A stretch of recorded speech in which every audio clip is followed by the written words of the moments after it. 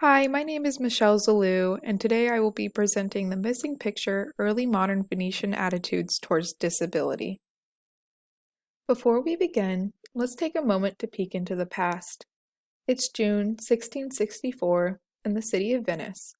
Over a century after the Protestant Reformation, the city has been sponsoring the Holy Office, a facet of the Inquisition in Venice meant to weed out heresy and witchcraft in the wake of the Counter-Reformation. A middle-aged woman, Cecilia Ferrazzi, who has made a living boarding and raising young girls, has been brought before the Holy Office under accusations of several things. Among the many charges brought against her, the officers are most concerned with accusations that she has been giving confession to her wards, a job that is strictly preserved for men, particularly priests. Over the course of her trial, Ferrazzi is able to dictate her autobiography for the record, and she admits to many things, including to having had numerous visions of the Virgin Mary and the devil. According to Anne Jacobson Schuda, Ferrazzi's trial belies more than just a trial held against a woman who has been performing a man's job. Prior to her arrest, Ferrazzi had a reputation among those who knew her as either a saint or a victim of possession. This is because she was known to frequently suffer mysterious illnesses and intense visions. Their frequency also brought about worries about her mental stability. It is entirely possible that this aspect of her life was a situation that the governmental and religious powers of Venice wished to control. Ferrazzi was not the ideal candidate for sainthood because of her background. She was not the symbol the Republic needed, and both the Church and the Republic sought to keep sainthood an exclusive club. Because of this, her intense visions, whether they were born of holiness, possession, or mental disabilities, were used against her in court so that the image of the Republic could be controlled. This is where we touch on the issue of today's presentation. Early modern Venice appears to have a pattern of prioritizing its public image above all else. People whom the powers of the Republic might have seen as undesirable, such as people with mental disability and/or in poverty, were forcibly hidden from the narrative of the Republic. Several other stories involving the Venetian government and people with diverse mental health conditions, which we will touch on throughout this presentation, reveal a pattern of this kind of prioritization as a public positive image in early modern Venice. Over the course of my time researching early modern Venice, I found that there is a considerable dearth of art depicting people with mental disabilities. There also has appeared a trend among Venetian governmental and religious leaders to carefully tailor the public perception of the Venetian Republic by the outside world. Today, we shall explore the relationship between these two characteristics of the Republic. I will argue that the lack of early modern Venetian visual culture depicting people with diverse mental health conditions is reflective of the Republic's efforts to maintain a serene and controlled public image, reinforced by the much-studied myth of Venice. As a proud republic, Venice took its public image very seriously, and it is this characteristic that we must understand to see how it connects to the vacuum of art depicting people with mental health disabilities. In a time when the Republic would be in competition with the Catholic Church and Italian city-states to remain autonomous and powerful, it was important that Venice retained renown as a strong and stable power. Venetian efforts to do so culminated in the myth of Venice, a myth carefully curated by the people of Venice and spread throughout Europe. This myth painted Venice as a serene and powerful city-state with great control over its land, people, and competitors. For the most part, this myth held true as the Republic remained independent and stable up until 1797. The potency of this myth speaks to its importance to the character of the city, and its durability speaks to how tight a grip Venetians kept on their reception by the outer world. It can come as no surprise, then, that the Venetians might have wanted to limit art, a very influential medium seen by many, from depicting undesirable subjects such as people with mental disabilities, to present only ideal images of the Republic. Venice's government is what nursed the Republic to its true potential, as it is what contributed the most to maintaining the myth of the Republic. Led by the Doge, the head of state elected by Venetian aristocracy for life, the government consisted of several governing bodies composed by the city's nobles. One of the more important bodies was the Council of Ten, which held authority over the majority of actions taken by the government. As a whole, Venice's government has a reputation among historians for being extremely strict, something it had to be in order to maintain agency against the Roman Catholic Church, which had considerable political control over much of Italy, and to maintain its positive public image. As we will discuss later, this necessity plays into what kind of art was produced during this time, and thus will help to tell us a lot about the attitudes of Venetians towards mental disability. Of course, the character of Venetian society and culture was partly a result of the city's geography and governmental bodies. It should be known that Venice was primarily Christian, although the city accepted practicing Muslims and Jews into the city with relatively more religious tolerance than other city-states during this time. Venice's relative religious tolerance fed into its image as a serene, unified, and strong republic, as the government was able to handle differing attitudes and beliefs, as well as allow the labor of welcome foreigners to boost the economy.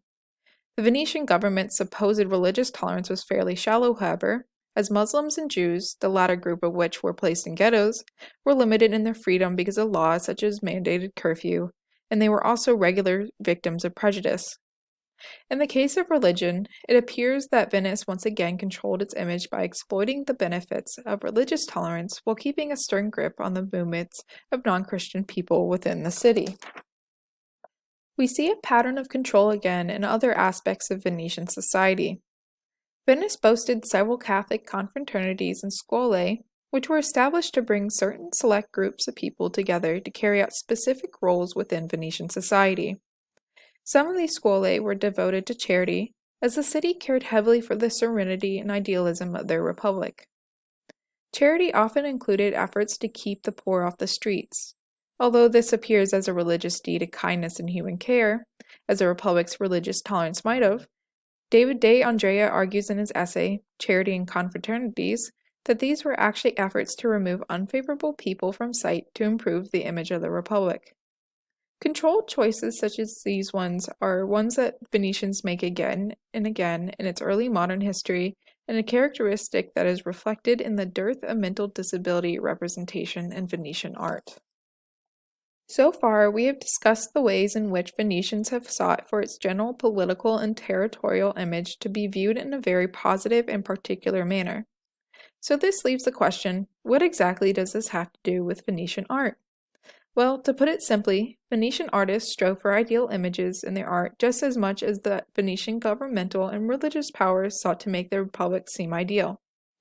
As exemplified by Venetian Renaissance artists such as the Bellini family, as well as Titian and Giorgione, early modern Venetian art can be described as an idealized style of art that sought to capture the bright color and light unique to Venice's geography. Unsurprisingly, an idealized art style meant ideal subjects within Venetian paintings. The Venetian tendency to depict ideal subjects in their artworks can be seen in paintings of the ill or physically disabled. Now, one might wonder how it is possible to argue that the lack of art depicting people with mental disabilities was purposeful or a symptom of societal beliefs. Of course, disability is common to the human condition, so it makes sense that Venetians would have had experience with diverse mental health conditions during this time. In fact, their awareness is present in the artwork of the time, which appears only to experience an absence of the representation in the case of mental disabilities, not physical. Although not all that common either, images of physical disability, as well as illness, which was likely conflated with disability, were captured by Venetian artists.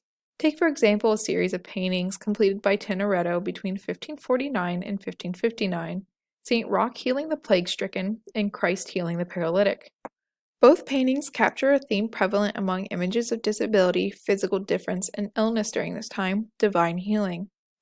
Let's take a moment to pause and consider the ways in which the divine healing trope might reflect Venetian attitudes towards disability.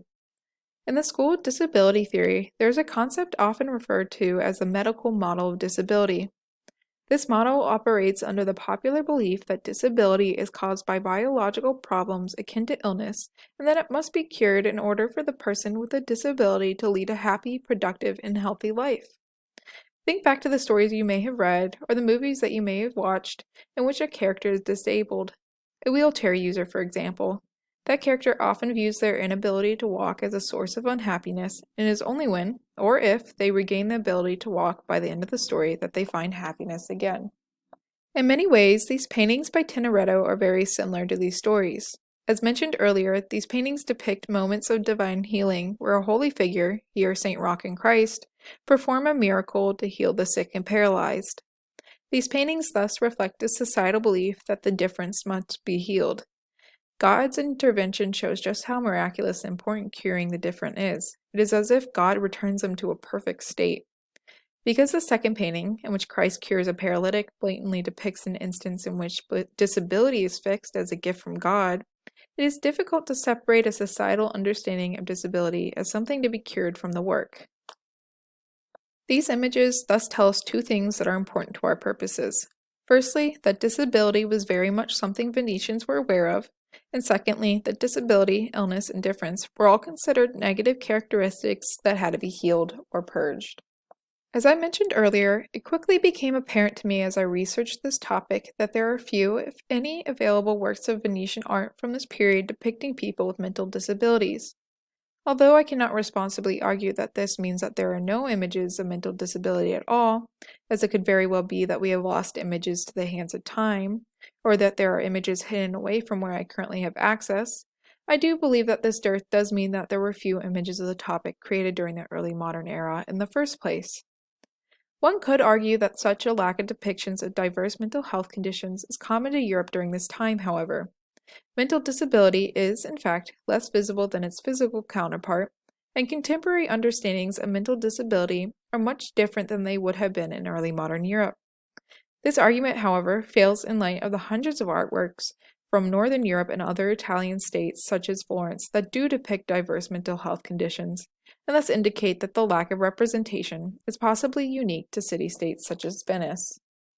Despite not being as visible as physical disability, many mental health conditions were identified and given iconography that is recognizable, along with several other intangible concepts.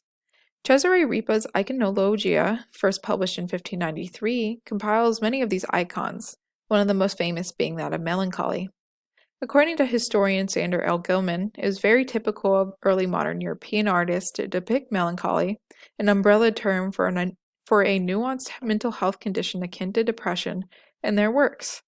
A traditional depiction of melancholy, as seen here in Albrecht Dürer's 1514 engraving Melancholia I, would be the condition personified by a person who sits with their head in their hand and their gaze unfocused, making them look lost in thought.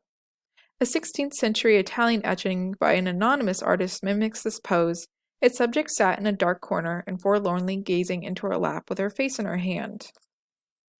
Other artists such as Hieronymus Bosch also created works that clearly depict subjects with mental disabilities. Take for example the extraction of the Stone of Madness, which depicts the surgical removal of the Stone of Folly, which was believed to sit in a person's head and cause madness. The surgery here reflects the divine healing present in Tintoretto's works, thus showing both that mental health difference was in the consciousness of Europeans and seen as something to be cured during this time. Now that we have established that mental disabilities were both known and seen as an unfavorable issue in early modern Europe, we can turn to discussing just why it is that Venice is lacking art depicting people with mental disabilities. At the beginning of this presentation, I told the story of Cecilia Ferrazzi. Her case is not the only one in which Venetian bodies of power sought to control the narrative for the sake of public reception. Guido Ruggiero, a Venetian scholar, has detailed 3 cases where people accused of murder were excused from typical punishment, as the court determined them to be insane. In all 3 cases, instead of full imprisonment, the defendants were exiled from Venice. This removed responsibility for the care of mentally unwell people from the government and eradicated the presence of unwanted persons from the Republic entirely. We see this removal of undesirable sights or persons from view of the public or from the city entirely in the city's treatment of the poor, for whom charities were devoted to taking off the streets so that the city looked cleanly. Seeing this practice occur multiple times in Venice, it is possible to expand this line of thinking to Venetian art. It is highly possible, then, that the Republic wished to discourage visual representations of those with mental disabilities as an offset of its efforts to maintain a positive, serene image of the Republic. As we have seen today, bodies of power in early modern Venice cared a considerable amount for the public image of the city-state. Its reputation was continually reinforced from every aspect of the Republic, from its charity efforts to its government. The handling of people with mental disabilities reflects this obsession with the image. Nevertheless, given what has been discussed today, it is no surprise then that there is a considerable lack of art depicting people with mental disabilities, despite obvious presences of mental disability iconography in art and other parts of Europe during this time, as manipulating images of the Republic meant the Republic could maintain its mythical image.